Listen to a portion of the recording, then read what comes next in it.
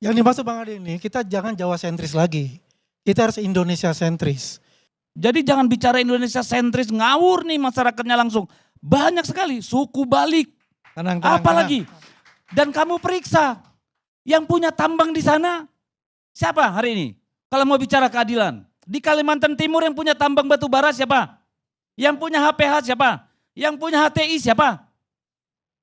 Mana? Jangan cuma bicara memindahkan gedung lalu bicara keadilan Indonesia. Yang paling gampang itu ngasih HPH sama masyarakat adat. Ngasih tambang, masyarakat sekitar tambang. Mari kita bicara keadilan. Jadi jangan gimmick-gimmick kayak gitu kita lagi dimakan. Soal IKN kita setuju dipindah, debat kita sudah lama Pak. Udah selesai itu barang itu. Pertanyaan kita sekarang, kita mau realistis nggak dengan IKN ini? Dengan ruang fiskal yang terbatas, dengan pemangkasan anggaran. Apakah kita mau seperti itu? Atau kita mau realistis? Itu problemnya Pak. Siap. Itu kompleks ya lah. Itu. Kalau itu kan juga kompleks Pak Deddy. Bukan hanya itu saja. Ya itu yang Ya perlu kan, kita makanya bicarakan, kan bukan pemerintah soal juga kenapa di sana. kita masih perlu pindah. Sudah selesai debat Tapi itu. ya, pindah Anak itu kecil selesai. pun udah tahu. Itu udah pindah itu sepakat selesai. kita. Tapi kalau Anda katakan tadi ada yang terpinggirkan, ya itu bukan hanya pemerintah pusat. Realitasnya terpinggirkan Pak. Anda pernah ke IKN gak lihat yang kerja Saya 5 orang kali mana? ke IKN. Anda tahu berapa persen di sana pengusaha pribumi Saya yang kerja? tahu. Berapa persen? Kita sampai persentase. Ya. Saya tahu. Kita bisa persentase. Alah, Ya. udahlah. Gini bos, Pengusaha soal pribumi apakah itu kita apa ya? perlu IKN pindah? Yes, sudah sepakat kita. Pengusaha pribumi itu apa ya? Ya, loh, orang lokal setempat, bukan pribumi, orang lokal setempat. Ya, kontraktor sana. Lebih banyak yang mati apa menikmati? Mati mereka, nggak dibayar Pak banyak. Teman Lokal. saya enggak kok. Lah Teman saya teman enggak. kau, emang Teman saya teman-temanmu aja yang kerja. Lalu juga Ya, ngawur makanya jangan banget. disamaratakan itu gitu loh. Temanmu kan Jangan kerja sama disamaratakan. Jokowi dulu, jadi dapet.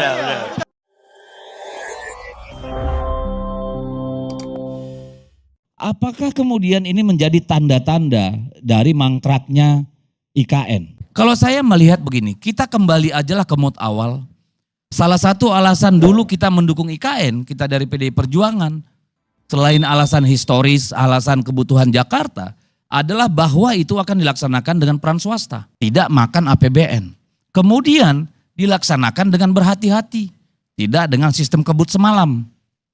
Kan itu nih landasannya. Dan sampai hari ini pun kita masih menyetujui itu. Nah sekarang kan kemudian kita lihat, tahun lalu kita mengalami defisit sekitar hampir 400 triliun. Ya, 300 triliun sekian. Tahun 2025 proyeksinya sekitar 1.200 triliun nih defisit APBN. Lalu apakah kemudian menjadi realistis bagi Pak Prabowo nyeburin 14,5 triliun ke IKN yang gak dinikmati siapa-siapa? Di saat sektor-sektor lain sebenarnya membutuhkan anggaran yang langsung dinikmati oleh rakyat. Pertanyaan kita kan di situ. Saya meyakini, kalau meyakini nanti susah juga. Saya berharap Pak Prabowo menjadi realistis. Janganlah ceburkan uang gila-gilaan di sana pada saat ruang fiskal kita memang sangat terbatas. Tidak ada keharusan bahwa tahun ini semua ASN pindah ke sana. Dulu yang namanya Putrajaya itu setelah 4 tahun, hampir 5 tahun itu baru 300 orang pegawai yang pindah ke sana. Tahun kelimanya tambah 3.000. Apa keharusan kita mengejar target Pak Jokowi? Kan tidak ada. Situasi apa namanya istilahnya, fakta brutalnya anggaran kita defisit loh. Sampai harus dipotong sana sini. Yang dampaknya itu pada ekonomi real. Pemangkasan biaya perjalanan itu dampaknya juga serius loh. Semua sarana transportasi darat, laut, udara itu pasti terdampak. Rental mobil, hotel, akomodasi, warung itu dampaknya luar biasa. Demikian juga infrastruktur yang hanya bersisa 20%, dampaknya pada ekonomi real. Saya berharap Pak Prabowo jangan kasih 14 triliun itu Pak. Jangan kasih 14,5 triliun itu untuk tahun 2025. Supaya apa? Bukan supaya mangkrak. Karena tidak ada target kita 3 tahun nih barang jadi. Gak pernah itu menjadi konsensus nasional. Itu mimpinya seorang Joko Widodo. Realitanya tidak mungkin dipaksakan. Lalu diapakan ini IKN? Kalau saran saya, di sana kantor Wapres. Jangan bayangkan Menko-Menko di sana. Wapres berkantor di IKN. Kalau ditanya sekarang di mana ibu kota negara, nggak jelas. Karena ini sudah jadi DKJ. Tapi katanya kan nunggu Perpres ya untuk menunjuk ibu kota negara. Jadi kita antara ibu kota negara dengan ibu kota Jakarta ini ngawur nih, nggak jelas. Jadi itu Bang Karni kalau menurut saya ya, janganlah kita menjadi tawanan dari hasrat ambisi orang per orang. Kita kembali sebagai satu bangsa, mari kita selesaikan masalah real yang ada, itu yang perlu. Dan mari kita biarkan Pak Prabowo bekerja sesuai dengan keinginannya. Karena nanti dia akan kita nilai pada tahun 2029. Layak enggak? Bagian mana yang kita mau nilai dari dia? Makanan bergizi gratis atau melanjutkan IKN? IKN itu selamanya kan legasinya Jokowi. Sementara dia perlu narasi untuk dirinya supaya bisa 2 periode. Kan realistis Bang, kalau aku jadi Pak Prabowo, mana mau gua buang duit 48 triliun untuk IKN gak ada dampaknya buat rakyat. Tidak ada dampaknya juga secara elektoral. Kan gitu nih.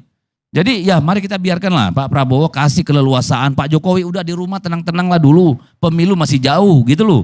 Ya jangan bikin orang panik terus. Kasihan Pak Prabowo. Makasih Bang Karni. Satu waktu saya ngobrol dengan seorang menteri yang bertanggung jawab terhadap IKN. Dia bilang begini, Rok. Ini Jokowi minta progress report. Terus lu ngapain? Ya gue kumpulin menteri-menteri itu. Dari teknik udah selesai. Rapat di situ. Dia bilang kita sudah selesaikan rapat ini, Presiden menunggu progress report. Sudah kita kirim. Officially sudah terkirim laporan progress report itu. Itu dia bilang, sudah tanya sama peserta rapat. Kita udah kirim ya formalnya. Sekarang di antara kalian, di antara kita, siapa yang percaya IKN itu akan jalan? Ngakak semua tuh. Satu waktu akan ada menteri yang terangkan itu. Saya nggak mau buka di sini ceritanya. Datang pengusaha. Dia bilang, Pak Rocky, saya eksportir kerikil ke IKN. Dan kamu betul. Ya. Dari Poso itu. Ya Poso, Palu segala segitu. Pinggiran itu. Dan kamu betul. Dia berhasil. Rugi 20 miliar belum dibayar. Kerikil. Saya kasih aja parsial-parsialnya tadi. Kami mensuplai semua bunga ke IKN. Diambil dari Batu Malang rupanya, bunganya bagus-bagus. Terus apa masalahnya Pak? Sampai sekarang kami nggak dibayar. Taman bunga itu, kebun bunga itu dimiliki oleh 15.000 rakyat dalam bentuk koperasi. Ditipu. Jadi kalau saya bertanya misalnya, IKN itu simbol apa sebetulnya? Satu-satunya simbol yang ada dalam sejarah manusia, ambisi yang kemudian berantakan adalah Babilonia Tower. Tower of Babel itu. Kita tahu di dalam cerita itu pertanyaannya, apakah menara Babilonia itu runtuh karena kedunguan? Dungu artinya tidak bisa lagi bercakap-cakap karena bahasanya diocak-acik oleh satu kekuatan, atau dia runtuh karena ambisi itu. Runtuh karena kedunguan atau runtuh karena kepongahan. Saya akan balik ke situ lagi dulu ya. Saya balik lagi ke IKN tadi itu. Kenapa dari awal saya nggak percaya pada IKN? Karena kalian percayanya lain dengan cara Jokowi memandang IKN. Andrinov menerangkan bahwa demi rasionalitas spasial mesti ada IKN. Oh ya bagus. Ade Armando terangkan dengan versi yang lain tuh. Untuk keadilan. Jangan Jawa aja. Tapi Jokowi nggak lihat itu sebagai alasan dia. Dia lihat itu adalah menara Babel buat dia. Jadi Anda dikacaukan bahasanya oleh seseorang yang punya inspirasi lain tentang Babel, tentang IKN itu. Satu waktu saya tanya pada Pak JK itu, Pak JK, gimana ceritanya sih kok ada IKN? Kata Pak JK, dukun aja nggak bisa jawab. Tanya Pak JK, karena JK udah pernah ngomong ke saya. Satu waktu saya bercakap-cakap lagi dengan Sultan Hamengkubuwono yang kemudian pakai baju menolak bala. Dia nggak ngerti apa yang ada di situ selain cerita mistik. Jadi yang Anda sebut rasional itu bagi Jokowi bukan itu yang dia maksud. Artinya Artinya dia menunggangi kedunguan kalian. Ya ini begitu jadinya kan. Saya lanjutkan lagi, kenapa saya nggak percaya ya. Mulai dari soal mobil SMK itu. Ngapain? Lu tahu satu peristiwa yang dia udah bohong, lu masih terima lagi bohong lebih gede kan? Soal IKN coba. Sebelum soal SMK itu ada soal pemindahan waktu Pak Jokowi masih wali kota yang terus-menerus didampingi oleh Andrinov. Pemindahan pasar itu. Saya sering cerita lagi nih ngoceh-ngoceh di sini. Atau waktu saya kasih kuliah di UNS 11 Maret. Saya lagi kasih kuliah, tiba-tiba masuk notes kecil. Bung, pakai bung. Setelah kasih kuliah kita mau ngobrol ya. Itu Jokowi masih wali kota loh itu. Oke. Saya kasih kuliah, saya tanya mana yang mau ngomong. Mau bicara apa? Metodologi, teori? Bukan, kami bukan dosen. Saya pikir dosen. Ternyata beberapa pemuda itu diutus oleh seseorang, saya lupa namanya. Yang adalah tokoh PKI, ketua pemuda rakyat pada waktu itu. Anggota komite sentral PKI. Masih hidup waktu itu. Namanya, Pak Karni tahu ya? Rewang. Nah, ini gua cerita soal Rewang nih. Rewang masih hidup waktu itu, dia mau ketemu saya. Tiba-tiba dia sakit, dia utus anak buahnya, muridnya itu. Jadi kenapa begini, Pak Rewang mau cerita. Gini Bang Rocky, jangan pernah percaya pada Jokowi. Ya. Dia masih hidup waktu itu, kemudian beberapa bulan kemudian dia meninggal tuh Pak Rewang. Karena saya ini pemimpin rakyat.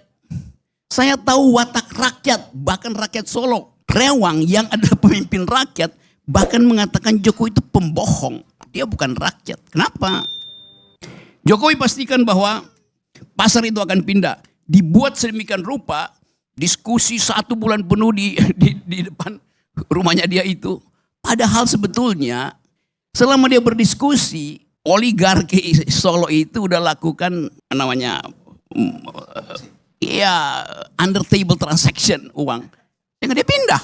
Jadi udah disogok dulu, Jokowi bilang bikin panjang ya diskusinya. Kira-kira begitu. Cerita 1 bulan kan pers semua Jokowi nego segala macam itu. Dia pastikan bahwa tidak akan ada lubang bolong di Solo. Malam ini lubang, besok pasti tutup.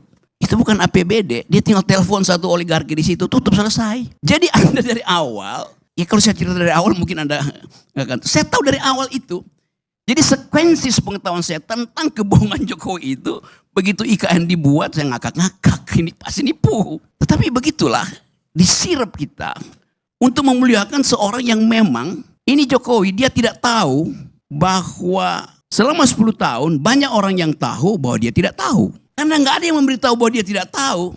He is riding the tidal wave of stupidity. Your stupidity. Itu yang terjadi. Dan saya mau terangkan, saya nggak ada urusan dengan Pak Jokowi itu. Kalau dendam kagak. Jadi saya nggak ada urusan dengan itu tuh. Jadi terus menurut saya mau baca itu, ini apa keadaan itu.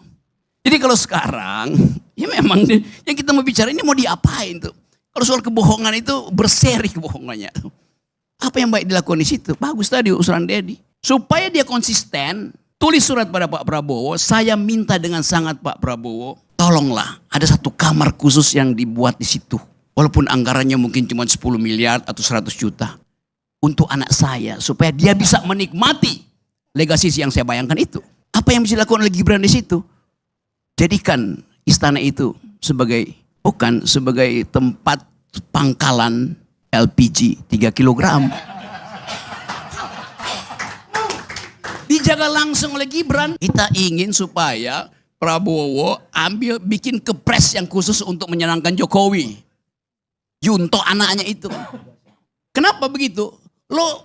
Pak Gibran sendiri bilang ada masalah lapor Wapres. Kan udah ada kota soal lapor Wapres. Jadi coba kita lengkapkan kedunguan ini. Assalamualaikum teman-teman, kembali lagi di channel Heru MK. Ya, pada intinya dana IKN sudah diblokir oleh Presiden Prabowo. Lalu Menteri Keuangan Ibu Sri Mulyani mengatakan tidak ada anggaran untuk saat ini untuk IKN, teman-teman. Jelas Prabowo ini sedang mengadakan pemangkasan anggaran besar-besaran. yakni anggaran-anggaran yang konyol di era kepemimpinan terdahulu. Jadi anggaran-anggaran yang enggak terlalu penting, hasil peninggalan Pak Jokowi ini dipangkas oleh Pak Prabowo. Sampai-sampai Pak Prabowo mungkin mengantuk apa gimana, anggaran pendidikan pun dipangkas. Salah satunya beasiswa. Jadi kena imbasnya nih untuk penghematan. Ya pada dasarnya apa yang dibicarakan oleh Bung Dedi ini, Pak Prabowo ini sudahlah stop dulu anggaran IKN, utamakan untuk kepentingan untuk halayak masyarakat Indonesia, bukan untuk golongan-golongan atau kelompok tertentu gitu. Karena sudah jelas IKN itu hanya legasinya Jokowi saja. Kalian buka deh di YouTube, lingkungan sekitar IKN pun belum tentu sejahtera, air susah. Buka deh di YouTube, banyak kok beritanya. Dan maksud Bung Dedi ini, kita realistis lah. Kita ini oke, setuju pembangunan IKN ibu kota pindah, tapi yang nggak sampai kayak Bim salah Bim 2-3 tahun jadi gitu loh bro. Karena negara-negara maju pun untuk pindah atau membangun ibu kota itu tidak hanya membutuhkan anggaran yang sedikit, apalagi Indonesia ini minus defisit anggaran. Jadi maksud Bung Dedi dari partai PDIP ini setuju, karena salah satu partai yang menyetujui pindahan ibu kota. Tapi ya realistis, jangan terburu-buru sambil berjalan, sambil mengangkat ekonomi Indonesia, sambil kita membangun. Kalau pengen kesetaraan dan kemajuan tidak Jawa sentris, ya bangunlah kota-kota kecil menjadi kota-kota besar yang ada di seluruh pulau-pulau yang ada di Indonesia. Bukan dengan ide pemindahan ibu kota. Sedangkan anggarannya saja nggak ada. Yang disebut Pak Jokowi dan anaknya banyak investor mana? Kenyataannya nol. Adanya juga investor lokal yang imbasnya juga bikin pusing Pak Prabowo saat ini. Banyak kasus-kasus titipan di era Jokowi. Ya ini salah satunya yang kemarin pagar laut lah. Itulah teman-teman. Ya semoga masih ada yang mau investor asing. Bukan hanya lokal lah. Investor asing yang ingin invest di IKN. Pada intinya saya sih setuju kalau dana IKN itu dibekukan dan lebih baik digunakan untuk kepentingan halayak rakyat Indonesia yang menyeluruh gitu loh teman-teman. Untuk pembangunan yang menyeluruh, yang merata, kan hanya di Kalimantan saja gitu. Dan untuk saat ini Indonesia ini nggak punya ibu kota teman-teman, karena status ibu kota Jakarta ini sudah dicabut di era Jokowi. Sedangkan Pak Prabowo belum mengeluarkan kepres keputusan presiden untuk pemindahan ibu kota di IKN. Jadi Indonesia ini googling aja kalian di Google, tidak mempunyai ibu kota untuk saat ini karena status ibu kota Jakarta sudah dicabut teman-teman. Teman-teman gimana pendapat kalian? Tuliskan di kolom komentar. Jangan lupa like, komen, dan subscribe, nyalakan lonceng notifikasinya. Salam netral, assalamualaikum.